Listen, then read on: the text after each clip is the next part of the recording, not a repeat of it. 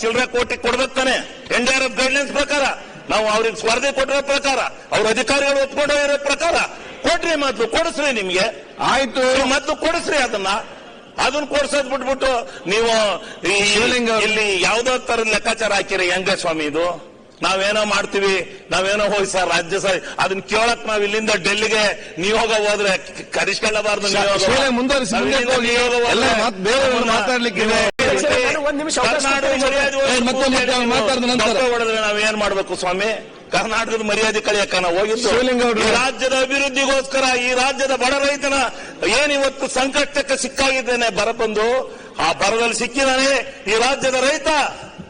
ಆ ರೈತನಿಗೆ ಹಣ ಕೊಡ್ಲಿಕ್ಕೆ, ಹಣ ಕೇಳಲಿಕ್ಕೆ ನಾವು ಹೋಗಿದ್ದು. ನಾವು ಅಲ್ಲಿ ಮೋಜ್ ಮಾಡಕ್ ಹೋಗಿರ್ಲಿಲ್ಲ ಸ್ವಾಮಿ. ನಾವು ಈ ರಾಜ್ಯದ ರೈತನ ಸಂಕಷ್ಟಕ್ಕೋಸ್ಕರ.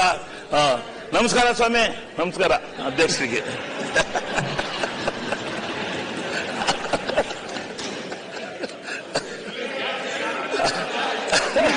ಸ್ವಲ್ಪ ಆರಾಮ ಮಾತಾಡ್ಬೋದು ಅಂತ ಕೊಟ್ರೆ ಹೆಂಗೆ?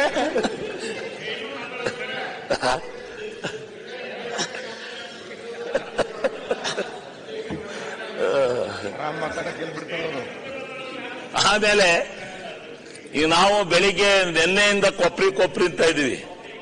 ಕೊಪ್ರಿ ಆಯ್ತು. ಕೊಪ್ರಿ MSB ರೇಟು.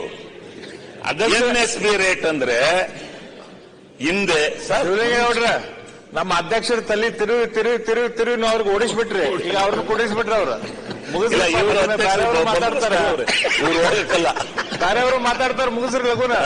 ಆಯ್ತು, ಮಾತಾಡೋಣ, ಮುಗ್ಸೋಣ. ಆದ್ರೆ